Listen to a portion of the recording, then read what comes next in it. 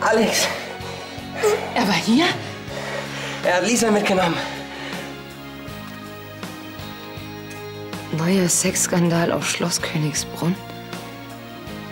Geile Gräfin feiert exzessive Partys.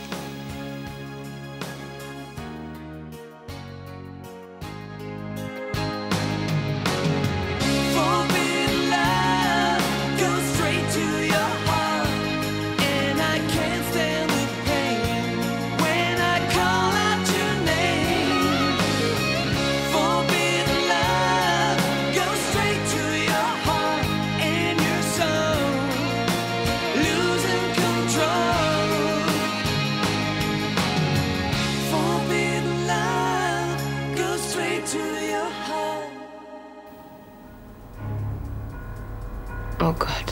Ja, mit dem hat Senor Sanchez sich auch besprochen, als er die Zeitung gesehen hat. Wie können Sie sich so in der Öffentlichkeit ablichten lassen? Ich habe keine Ahnung. Das ist eine Katastrophe. Und nicht nur für den Ruf der Familie Lahnstein, sondern auch für die Holding. Und Senor Sanchez hat das Geschäft wirklich platzen lassen? Ein Geistlicher, der vor seiner Kirche das Geschäft mit gottlosen Sündern verantworten soll. Und das war noch die harmloseste Bezeichnung.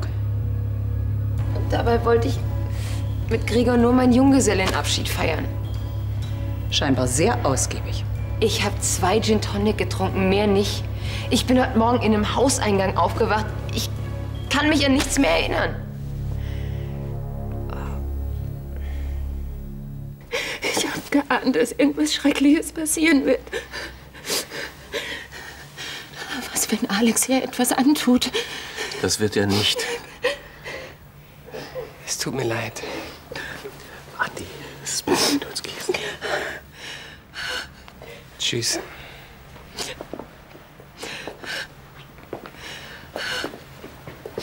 Mann, ich bin so ein Vollidiot. Ich hätte Susanne einfach sagen sollen, dass Lisa sich mit Alex trifft. Andi, Vorwürfe bringen jetzt gar nichts. Du konntest doch nicht ahnen, dass es sie entführt. Hoffentlich dreht er nicht wieder durch. Sagt ihr mir bitte Bescheid, wenn ihr irgendwas wisst. Ja, ich rufe dich an.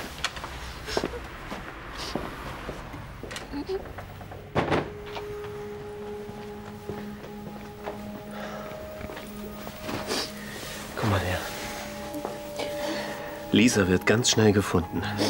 Und dann sorge ich höchstpersönlich dafür, dass Alex nie wieder an sie rankommt. Hörst du? Ist dir wirklich klar, was du da eben gesagt hast? Ich meine, weißt du auch, was es bedeutet?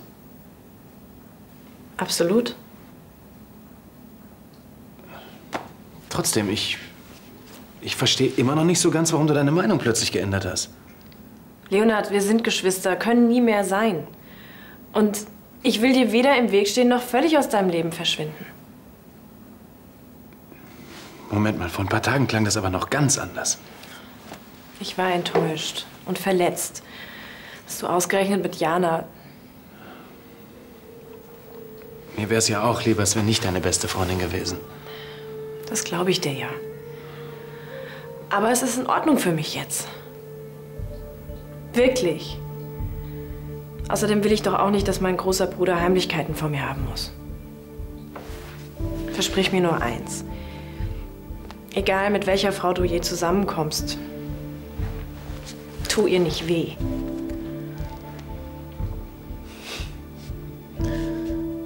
Spricht da etwa meine kleine Schwester? Die strenge kleine Schwester. Da kann ich mich ja dann wohl noch auf einiges gefasst machen.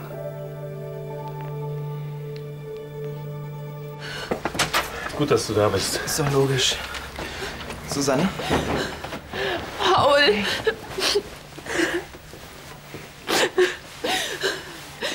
Hast du das gewusst? Dass Lisa sich heimlich mit Alex getroffen hat? Dass sie ihm Geld für die Flucht gegeben hat? Was? Was ist, wenn er ihr was antut? Lisa wird nichts passieren.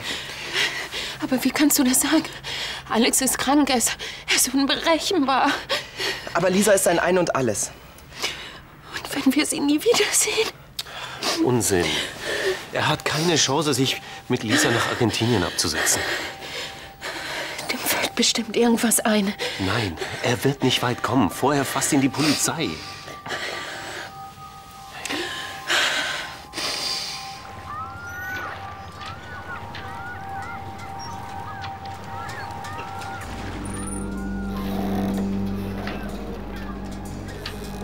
Na, mein Schatz, gut geschlafen? Papa.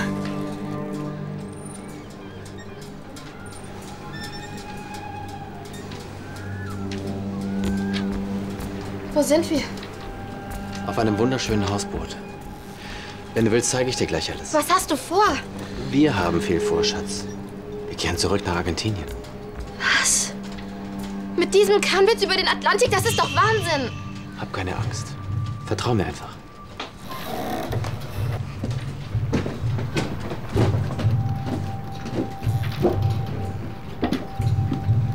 Schau mal. Wir schippern ganz gemütlich die Maas runter. Schließlich haben wir uns viel zu erzählen. Und dann? Sind wir irgendwann in Rotterdam. Dann lässt du mich wieder gehen. Von Rotterdam aus fahren die großen Frachter nach Südamerika. Bestimmt haben sie ein schönes Plätzchen für uns. Nein. Stell dir vor, Lisa. In wenigen Wochen sind wir zurück in Argentinien. In unserer alten Heimat.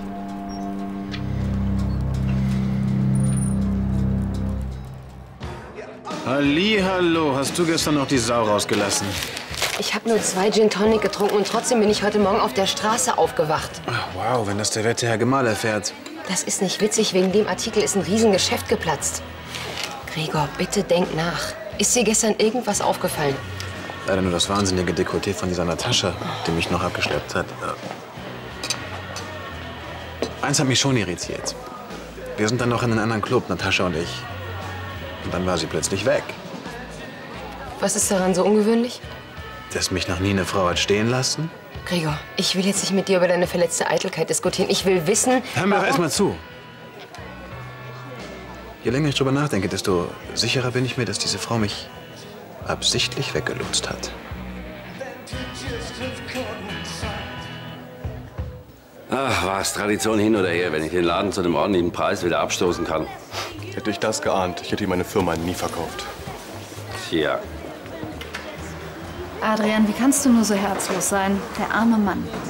Der arme Mann soll froh sein, dass er sich mit dem Geld einen ruhigen Lebensabend machen kann. Was wir der Lahnstein-Sippschaft leider nicht in Aussicht stellen können. Mhm.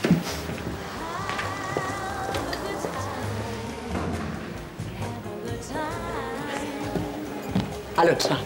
Hallo, Elisabeth. Ich habe die Schlagzeilen schon gelesen. Oh, das ist eine Katastrophe für die Rolle.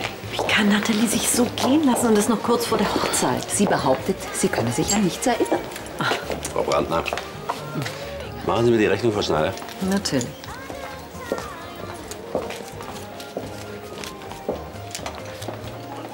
So, 22,80 bitte. Danke, stimmt so. Die arme Nathalie. Was Ansgar wohl dazu sagen wird. Tja, Paparazzi lauern überall. Daran wird sie sich gewöhnen müssen.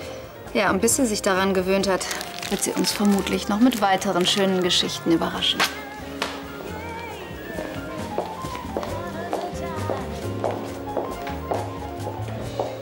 Das hier ist doch ganz aktuell. Ja, ideal für das Flugblatt. Wo sie wohl gerade ist?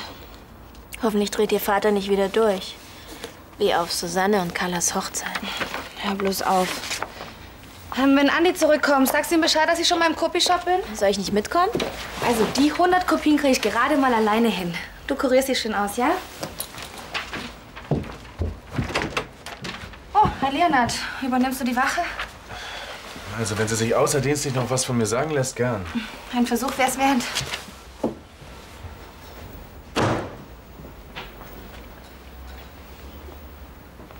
Hallo. Hallo, Jana. Wie geht's dir? Gut. Coco übertreibt wie immer maßlos. Ich meinte auch eher wegen gestern. Schon okay. Manchmal will man eben lieber seine Ruhe, als sich von irgendjemandem zutexten zu lassen. Ach Quatsch, nein, du warst toll. Ich war unfair zu dir, aber Die Situation ist eben nicht leicht für dich. Ja, die ganze Situation mit Sarah. Leonard, ich verstehe schon, dass du auf Sarah Rücksicht nehmen willst. Mach dir keinen Kopf. Es ist schon okay für mich. Bei uns ist wieder alles auf Anfang. Du bist mein Chef, wir sind gut befreundet, aber du willst eben auch Ruhe von mir. Also eigentlich eher im Gegenteil. Ich wollte dich fragen, ob du heute Abend mit mir ins Kino gehst. Es macht mich wahnsinnig, dass keiner weiß, wo Alex sie hingebracht hat. Vielleicht sollten wir doch einen Blick in ihr Tagebuch werfen. Das können wir doch nicht machen. Susanne, Lisa wäre in dieser Situation sicher damit einverstanden.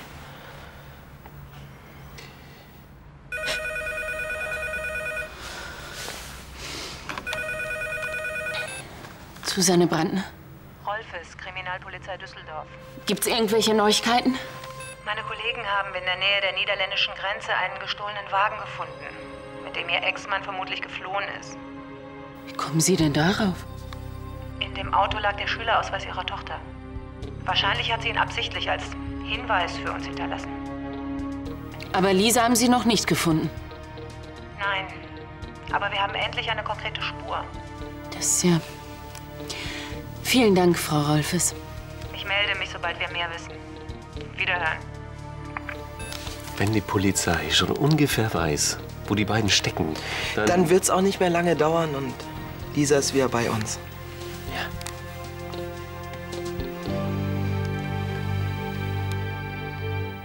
Ich möchte noch mit Andi in den Stadtpark ein paar Zettel aufhängen. Vielleicht solltest du dich lieber ins Bett legen und deine Grippe mal richtig auskurieren. Das ist total unnötig.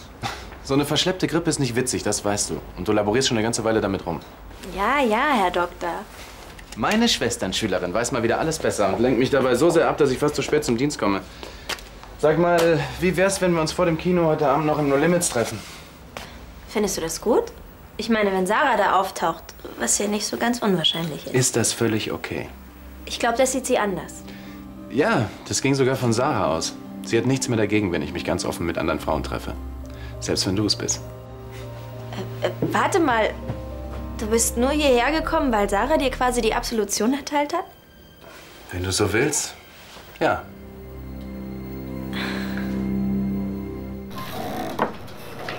Selbstgemachte Empanadas.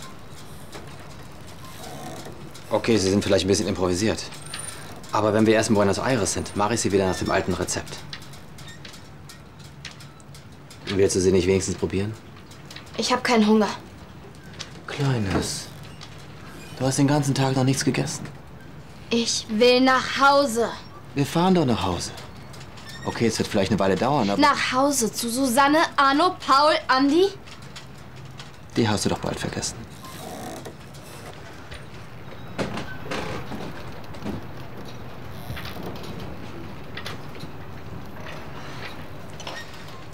Ich habe mir überlegt, wenn wir in Buenos Aires sind, dann kannst du Pauls altes Zimmer haben. Das ist viel größer und hat einen wunderbaren Ausblick auf... Ich will nicht zurück nach Argentinien! Was ist denn los? Ich will, dass du mich gehen lässt, sofort! Kleines, hey. Hey. Wir waren doch so lange getrennt. Nochmal lassen wir das nicht zu. Ich habe wirklich geglaubt, Leonard wäre von sich aus einen Schritt auf mich zugegangen. Weil es ihm um mich ging, weil er es bedauert, dass er mit mir Schluss gemacht hat. Aber als er dann wieder mit Sarah angefangen hat, dass es für sie okay ist, ich hätte kotzen können. Männer sind solche Weicheier. Ich habe mir wirklich eingebildet, Leonard wäre anders. Auf der anderen Seite, sieh's doch mal positiv. Naja, du hast dir die ganze Zeit gewünscht, dass du Sarah nicht mehr anlügen musst. Und dass sie endlich akzeptiert, dass was zwischen Leonard und dir läuft. Hey, 100 Kopien, das müssten doch erstmal reichen. Ich habe noch Klebestreifen in meinem Zimmer gefunden. Hey, das würde ich nur ohne euch Mädels machen. Hey, komm, und jetzt starten wir das Aufbauprogramm, hä? Nee, ich hänge die gleich im Stadtpark auf. Jetzt setz dich doch erstmal hin. Und ich mach dir einen Tee. Später vielleicht. Auch wenn dieser Typ ja auch nur ein Haar krümmt. Andi, an sowas darfst du überhaupt nicht denken. Du hast deine Lisa bestimmt bald wieder zurück.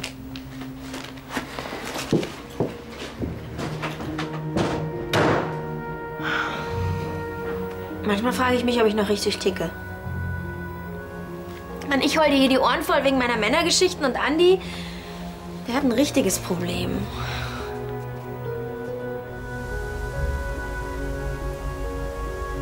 Ich will nur schnell Anna auf den Stand bringen. Ich meine, sie macht sich auch Sorgen um Lisa.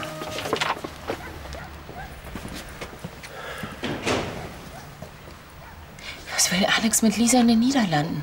Ich verstehe das einfach nicht. Susanne, ich will ja wirklich nicht in Lisas Sachen schnüffeln. Aber meinst du nicht, wir finden einen Hinweis in ihrem Tagebuch?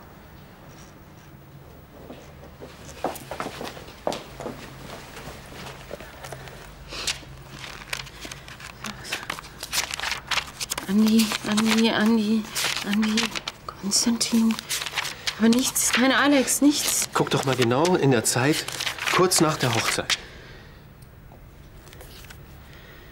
Wie schrecklich es war, Papa von einer ganz anderen Seite zu erleben.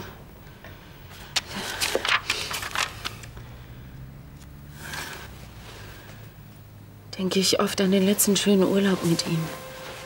Das war im Sommer 2004, als wir ein Hausboot gemietet hatten und in Rio de la Plata hinuntergefahren sind. Es war traumhaft.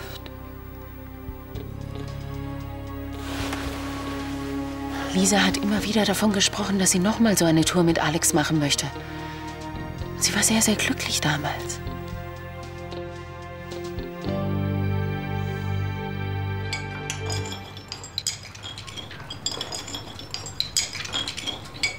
Vielleicht verstehst du jetzt noch nicht, warum ich das alles tue. Aber irgendwann wirst du mir dankbar sein, dass ich dich aus Deutschland weggeholt habe und wir nach Hause zurückkehren. Du glaubst wirklich, dass alles wird wie früher? Natürlich. Nur viel schöner. Du bist krank. Und Susanne hat vollkommen recht. Susanne, sie ist krank. Krank vor Eifersucht. Weil sie dich nur adoptiert hat und ich dir immer wichtiger war. Papa, wir werden sowieso geschnappt. Und du kommst dann wieder in die Psychiatrie. Aber das ist wahrscheinlich auch das Beste. Das hat sie dir eingeredet, nicht wahr? Nein. Es ist nicht schwer zu erkennen, dass du Hilfe brauchst. Freust du dich denn gar nicht, dass wir wieder zusammen sind? Dass wir eine kleine Familie sind, nur du und ich? Meine Familie ist in Düsseldorf. Und dahin will ich zurück. Du bist sowas von undankbar. Ich habe alles für dich vorbereitet, damit du dich wohlfühlst, glücklich bist. Du wolltest doch auch immer, dass wir wieder eine kleine Bootstour zusammen machen. Wie damals. Und jetzt redest du nur von Susanne. Wir müssen uns beeilen, sonst kommen wir zu spät nach Rotterdam.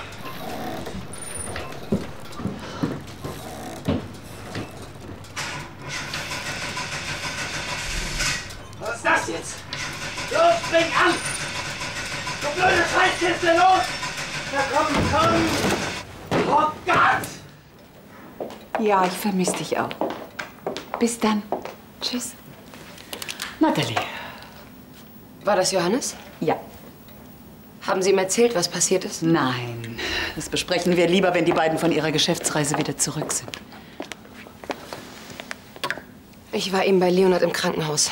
Er hat mein Blut auf Drogenrückstände untersucht. Und? Naja, die Werte sind leicht verändert, was bedeuten könnte, dass mir jemand Liquid Ecstasy ins Glas geschüttet hat, aber die Substanz selbst lässt sich nicht mehr nachweisen. Ganz abwegig wäre es also nicht. Aber wer könnte ein Interesse daran haben, dass ich in der Presse vorgeführt werde? Wem ist es ein Dorn im Auge, dass Sie Ansgar heiraten und sehr viel Zeit mit seinem Sohn verbringen? Tanja. Sie war mit Degenhardt im Schneiders und hat die Schlagzeilen genüsslich kommentiert. Ja, natürlich. Sie hat es darauf angelegt, dass ich in der Öffentlichkeit unmöglich gemacht werde. Und sie arbeitet mit Degenhardt zusammen, der mit allen Mitteln versucht, der Holding zu schaden. Klingt alles logisch. Nur hoffentlich sehen das Ansgar und Johannes genauso. Ja. Ich kann ja verstehen, dass Sie sich an jeden Strohhalm klammern. Aber dass Herr Wiegand seine Tochter auf einem Hausboot Wieso festhält, denn nicht? Das ist doch ein eindeutiges Indiz. was eine 16-Jährige in ihr Tagebuch schreibt. Lesen Sie doch selbst. Lisa wünscht sich nichts mehr, als mit ihrem Vater noch mal so etwas zu erleben. Das wäre doch die einfachste Art zu entfliehen. Auf den Flüssen und Kanälen muss Alex nicht mit Kontrollen rechnen. Er könnte ohne Probleme einen größeren Seehafen erreichen. Frau Brandner, Sie müssen uns glauben, dass wir alles tun, um Ihre Tochter zu finden. Dann tun Sie es doch endlich. Seien Sie ganz beruhigt. Wir setzen die Fahndung fort. Mit unseren Mitteln. und unserer Erfahrung. Und was macht Andi jetzt? Soweit ich weiß, läuft er durch die Fußgängerzonen und verteilt Flugblätter. Hoffentlich bringt das was. Immerhin besser, als zu Hause zu sitzen und darauf zu warten, dass die Polizei irgendwas erreicht. Hallo. Jana. Hi, schön, dass du da bist. Ich habe schon einen Film für uns ausgesucht. Geht um 8 los. Ich habe noch mal darüber nachgedacht, was du heute Nachmittag gesagt hast. Über das mit Sarah, dass es für sie okay ist, wenn du und ich... Ja, für Sarah ist das völlig in Ordnung. Aber für mich ist das nicht in Ordnung. Gib doch zu, du bist nur zu mir gekommen, weil du dich mit der B-Wahl, dem Trostpreis, zufrieden geben musst. Und weil du Sarah sowieso nie haben wirst. Moment mal, nein, das hat damit überhaupt nichts zu tun. Doch. Und wenn ich daran denke, dass du alles mit ihr abklären musst, ob es für sie okay ist, ob es sie nicht zu sehr verletzt, dann... Jana, bitte. Darauf habe ich keine Lust. Ja, aber... Mehr wollte ich dir eigentlich nicht sagen. Bis dann. Nicht aufregen. Hallo. Jana. Ich geb's auf. Die Frauen und ich, das funktioniert einfach nicht. Machst du mir noch eins?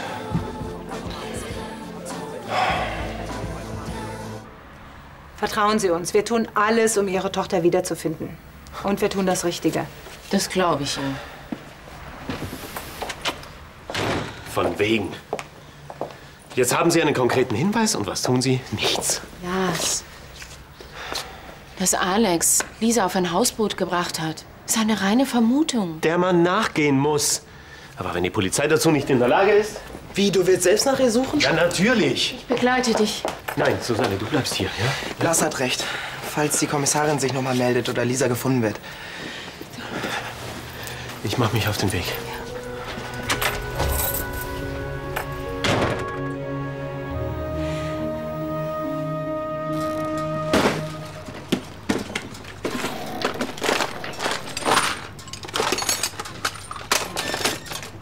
Papa, was soll das alles? Ich muss den Anlass aber prüfen, vielleicht liegt's daran. Ich meine, diese hirnrissige Idee zu fliehen. Das Boot ist kaputt. Die Polizei sucht dich. Ja, und du willst zurück zu Susanne. Nein! Mir geht es um dich. Wirklich, Papa. Ich habe schon so oft von dir Abschied nehmen müssen. Weißt du eigentlich, wie schlimm das jedes Mal für mich war? Aber jetzt sind wir zusammen. Für immer.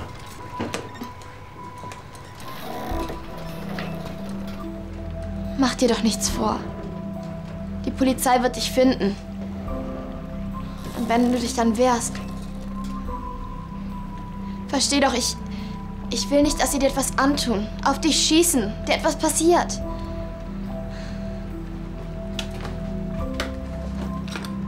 Papa, wenn du mich jetzt freilässt, dann kannst du fliehen, alleine. Und ich werde niemandem sagen, wohin du willst. Das kann ich nicht, mein Schatz. Dafür liebe ich dich doch zu sehr. Genau deshalb. Lass mich gehen, weil du mich liebst.